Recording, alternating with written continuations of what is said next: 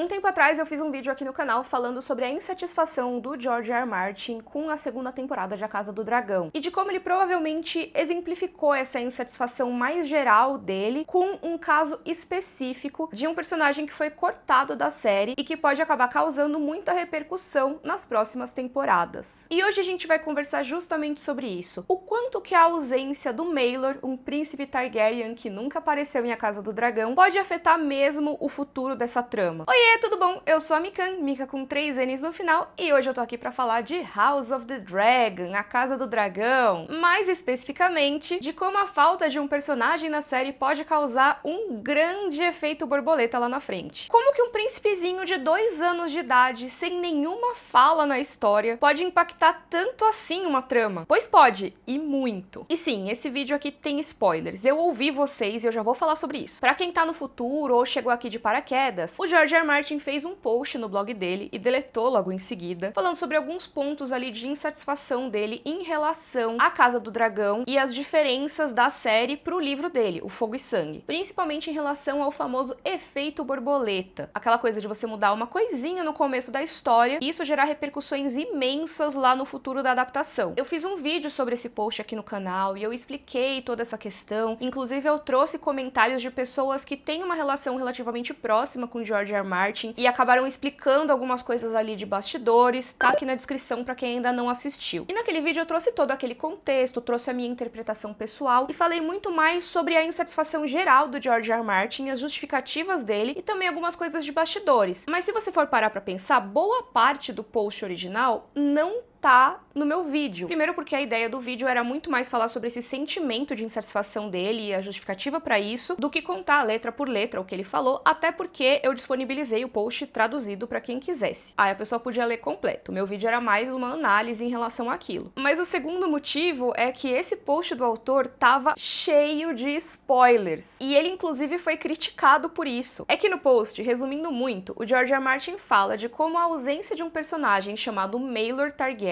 vai impactar um monte de coisas lá na frente da história de A Casa do Dragão. E pra fazer isso, ele não vai lá e só diz, vai afetar coisas no futuro. Ele descreve cada um desses acontecimentos, meio que até contando como vai ser o final da guerra da Dança dos Dragões. E é lógico, gente, que no vídeo geralzão, eu não ia dar esses spoilers, porque eles são muito spoilersísticos. Normalmente, quando eu vou dar algum spoiler, eu até aviso, gente, pula pro minuto tal. Só que naquele caso, assim, eram spoilers muito pesados. Então existia a chance de alguém não conseguir pular a tempo e essa pessoa talvez tivesse o final da série completamente arruinado pra ela, porque ela ia saber mesmo assim quem morre, quem senta no trono e tudo mais só por causa dessas coisas que George R. R. Martin falou. Então o que eu fiz? Eu perguntei se vocês queriam um vídeo à parte que falasse desses spoilers e vocês disseram que sim, vocês queriam, então estamos aqui pra isso. Aí eu pensei numa estrutura um pouco diferente pra esse vídeo, porque ele vai ter vários níveis de spoiler. Lógico que também depende do que você considera um spoiler, né? Vou explicar aqui como que eu vou fazer. É porque tem algumas coisas que o autor diz que são spoiler do livro, mas que provavelmente não vão acontecer na série, porque os personagens que estão na cena no livro foram cortados ou alterados. Então, se você só vê a série, não importa, mas se você estiver lendo o livro, talvez você ainda não tenha chegado nessa parte e isso seja um spoiler pra você. Então, vou avisar nesse momento. Aí tem coisa que é spoiler grande, tanto do livro como da série. E tem coisa que é spoiler dos dois também, só que numa intensidade absurda, que nem eu falei, você saber o final da guerra. Porque sim, o George R. R. Martin falou até disso no post. Então eu pensei meio que numa estrutura de iceberg, sabe? Eu vou avisando conforme a gente passa por cada um dos níveis do iceberg de spoilers. Assim você vê esse vídeo só até a parte que você quiser saber. Mas assim, eu sei que muitos de vocês são curiosos e querem saber os spoilers mesmo e não ligam e tal, e tudo bem, vejam até o final. Mas não digam que eu não avisei. Esse aqui é um vídeo cheio de spoilers e eu vou avisando conforme a gente mergulha nesse iceberg aí. Outra coisa importante aqui é que esse não é um vídeo pra só contar tudo o que acontece no Fogo e Sangue. Eu não vou contar o destino de todos os personagens principais da série, porque isso seria outro vídeo, tá? O meu objetivo aqui é falar do que o autor, do que o George R. R. Martin citou como um provável efeito borboleta em A Casa do Dragão. Então, os acontecimentos que ele citou, que ele acha que são afetados pela ausência do Maelor, e também algumas coisas que, por mais que ele não tenha citado diretamente, eu, Mikan, acredito que sejam também afetadas pela ausência do Maelor. Aí eu incluí essas coisas também. Então, eu não vou falar de histórias que não estejam relacionadas relacionadas a isso, e eu também não vou necessariamente citar as coisas de uma forma linear. Esse não é um daqueles vídeos, por exemplo, o Esquenta House of the Dragon que eu fiz com a Carol, que a gente foi contando a história de cada rei, a gente contou a história dos Targaryen até chegar na série. Não é um desses vídeos. De novo, se vocês quiserem algum vídeo desse tipo, podem pedir e eu posso tentar fazer, mas não é esse aqui, porque ele já vai ficar imenso só com essas histórias, também porque o foco é o efeito borboleta em si, como as coisas devem ou não mudar no futuro aí, de acordo com o post do autor. Se você realmente quiser saber tudo, tem meu link na descrição pra comprar o Fogo e Sangue e ler tudo, tá? Brincadeira, eu ia dizer que eu posso sim fazer um vídeo falando tudo o que vai acontecer no final da Dança dos Dragões, dando todos os spoilers. Comenta aqui se você quiser, mas se e quando esse vídeo acontecer, vai demorar muito. Então, se você tiver pressa de saber, tem o livro aí na descrição. E vocês já sabem mais, comprando qualquer produto usando o meu link, esse é um link afiliado, o canal recebe aí uma pequena comissão. Você ajuda o canal sem gastar nada a mais por isso, tá? A última coisa que eu quero avisar, juro que estão acabando os avisos, é que eu queria pedir pra vocês usarem esse conhecimento com responsabilidade. Não dá spoiler pro amiguinho, por favor, tá? Vamos tentar manter aqui nos comentários também os spoilers sinalizados, porque nem todo mundo vai estar na mesma parte ali do iceberg de spoilers que você. Coloca um aviso antes no comentário, talvez até dizendo que nível de spoiler ali que você tá no iceberg. Obrigada por ouvir os avisos e agora bora!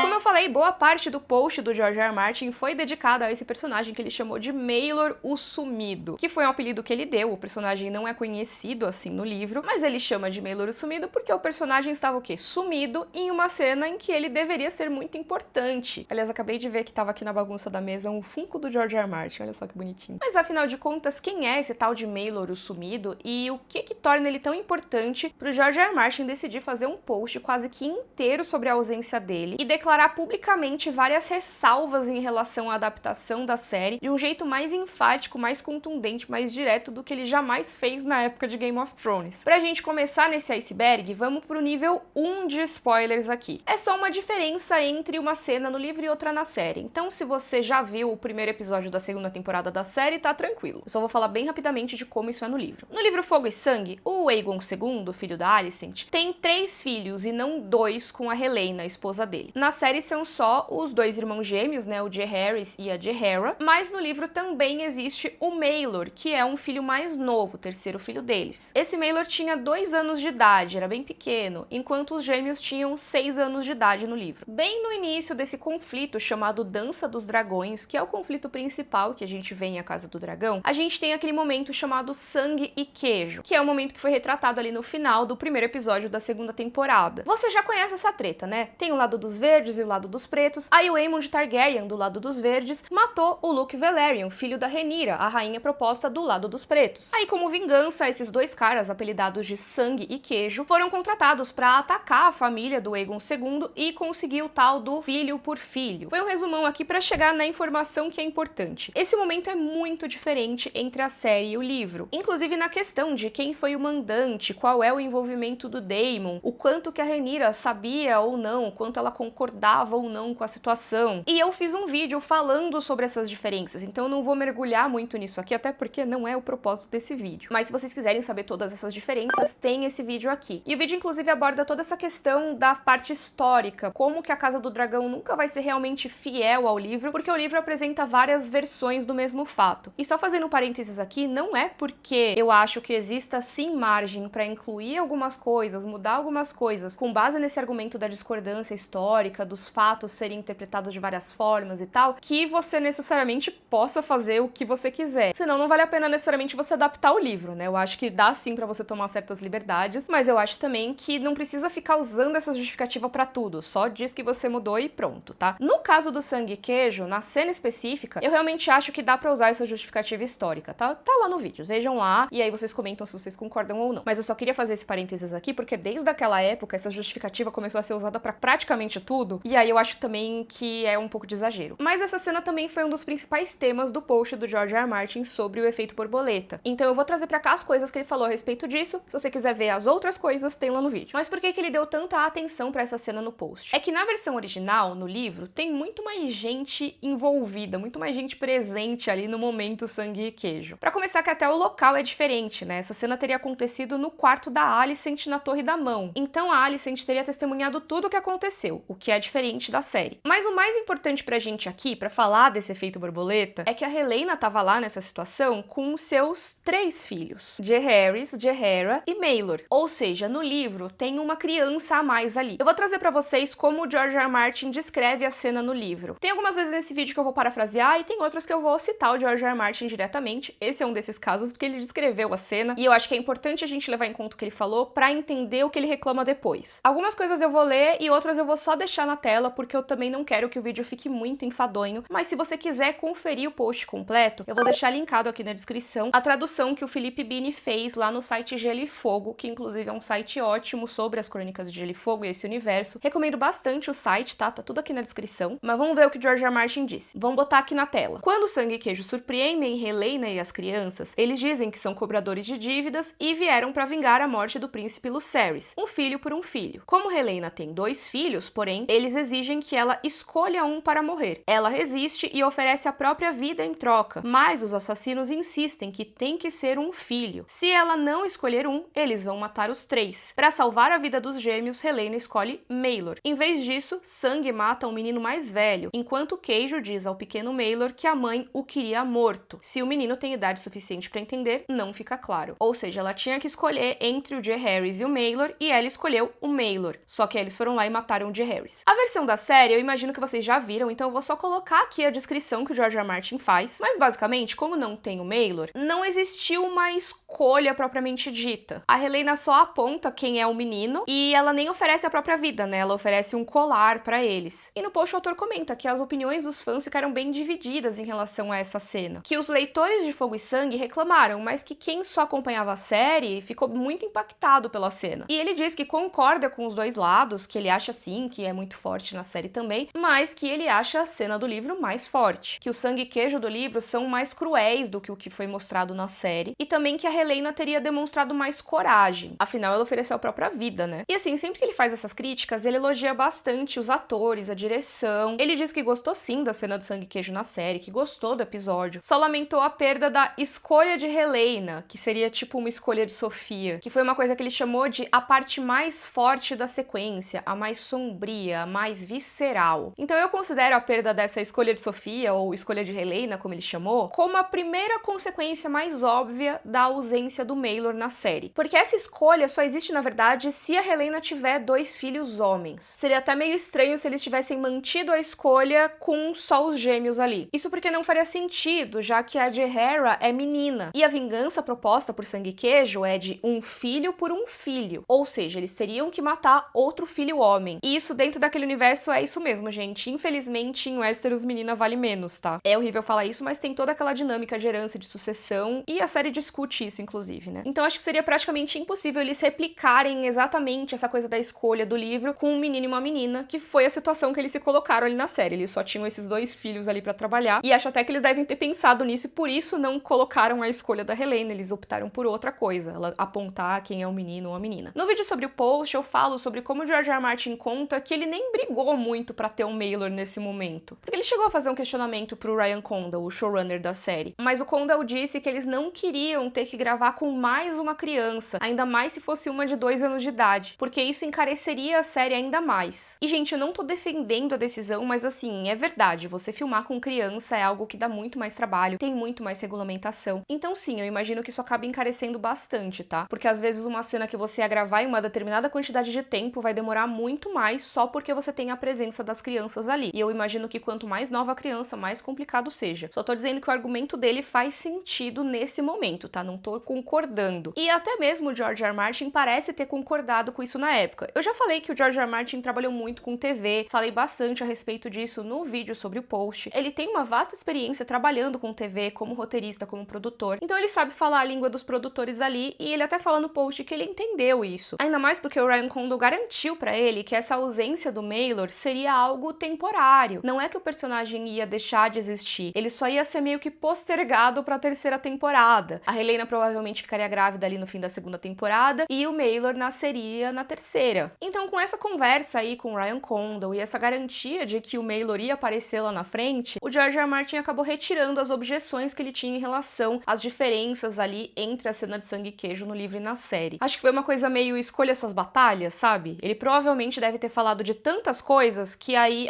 esse do Maelor tá bom. Ele aceitou que ia rolar essa perda aí do momento escolha de Sofia da Helena, mas tudo bem, o Maelor ia aparecer depois, então não ia ser tanto dano. Só que aí é que começa pra valer o tal do efeito borboleta, né? Porque pelo que o post diz, em algum momento a equipe da série decidiu que em vez de postergar a existência do Maelor pra terceira temporada, o personagem simplesmente ia ser cortado, ele nunca iria existir. E isso gera uma série de repercussões nesse universo. Algumas menores e outras colossais. O George R. R. Martin fala muito desse conceito de efeito borboleta nas adaptações desde a época de Game of Thrones. Tanto que esse conceito é uma das bases do episódio 9 da Autópsia Game of Thrones, que é uma série de vídeos que eu fiz sobre o final da série e por que ele aconteceu daquele jeito. Vai ter o link aqui embaixo se vocês quiserem ver. E lá, inclusive, eu explico com mais detalhes como que surgiu essa ideia, como que é aplicada em Game of Thrones. Eu falo de uma forma bem mais detalhada, tá? Aqui eu vou falar bem por cima, tá? Basicamente, existe uma história chamada Um Som de Trovão, em que um viajante no tempo acaba pisando em uma borboleta quando ele tá no passado. E aí, quando ele volta pro presente, pro tempo dele, muita coisa mudou em relação ao que ele conhecia. Até mesmo coisas que não pareciam ter nenhuma conexão direta com uma borboleta lá no passado. Como o George R. R. Martin fala no post dele, a lição é que mudanças geram mudanças, e até alterações pequenas e aparentemente insignificantes a uma linha do tempo ou a uma história podem causar um efeito profundo em tudo que vem a seguir. Ou seja, quando você está adaptando uma história, uma pequena mudança lá no começo pode acabar exigindo várias outras mudanças no caminho. E com isso, com o passar do tempo, você vai alterando a história, ela vai divergindo cada vez mais do material base. Em GOT existiam vários casos de efeito borboleta, maiores ou menores. Por exemplo, tem vários personagens importantes do livro, personagens até que têm capítulos de ponto de vista que nem existem na série, tipo a Arianne e o Quentyn Martell. Não é à toa que a trama dornesa em Game of Thrones é aquela grande bagunça, porque muitas das partes estruturais daquela trama foram removidas na série. Conforme Game of Thrones foi se afastando dos livros das Crônicas de Gelo e Fogo, foi ficando cada vez mais difícil, quase que impossível, adaptar os capítulos de forma fiel, já que os personagens e as situações se tornaram muito diferentes. Eu amo muito ilustrar isso com um gráfico que vai estar linkado aqui na descrição, que mostra quais capítulos dos livros foram adaptados em cada um dos episódios da série até a sexta temporada. Dá pra ver que na primeira temporada eles adaptam quase que todos os capítulos e praticamente na ordem do livro. Aí na segunda dá pra ver que já começa a ficar muito mais espalhado, né? E essas bolinhas que aparecem em vez do quadradinho preenchido, elas indicam que existe uma inspiração no capítulo, mas que não adapta diretamente. Então aqui já começa a divergir um pouco. E olha como os livros 4 e 5 foram adaptados na série. Com esse gráfico dá pra ver de uma forma muito mais palpável como a série foi ficando cada vez mais solta dos livros, como ela ficou cada vez menos fiel e meio que começou a virar uma história completamente diferente, só levemente inspirada nos livros e não necessariamente adaptando o que acontece neles mesmo. Como eu falei, eu vou deixar esse gráfico linkado na descrição pra quem quiser se divertir ou passar raiva vendo. Aliás, na descrição também tem o link com uma playlist imensa sobre o mundo de Game of Thrones e a Casa do Dragão. Tem mais de 250 vídeos sobre esse assunto. Eu faço muitos vídeos sobre esse universo, então aproveita e já se inscreve no canal caso você ainda não tenha feito isso, porque toda hora eu falo desse mundo das crônicas, eu adoro falar sobre esse assunto, e eu também trago várias dicas de séries e filmes, então espero que você goste. Continuando então, o post do George R. R. Martin alerta para os efeitos borboleta que podem surgir em A Casa do Dragão. Como eu falei no outro vídeo, esse post sobre o Maelor é provavelmente muito mais um estudo de caso, porque tem muitas outras mudanças em A Casa do Dragão que podem gerar efeitos borboleta ainda maiores, tá? Por exemplo, a Rhaena ser a pessoa que encontra aquele determinado dragão ali na segunda temporada, isso vai impactar muitas tramas de diferentes personagens em relação ao livro. Provavelmente vai gerar um efeito borboleta imenso, inclusive eu tenho vídeo sobre isso, vou deixar na descrição. Mas hoje a gente não vai falar disso, vai falar do Maelor. E lembra que eu tinha comentado que eu ia trazer algumas coisas que são minha opinião, que não estão citadas ali no post do George R. R. Martin, mas que eu acho que o Maelor já afetaria? Ou melhor, o não Maelor, né, a falta dele? Que é a mudança na sucessão do Aegon II. Tanto na série como no livro, o herdeiro, né, o sucessor do Aegon II, naquele momento, logo antes de Sangue e Queijo, era o seu menino primogênito, Jaehaerys. Por mais que eles fossem gêmeos, o Jaehaerys era menino, então a Jaehaera já era meio esnobada.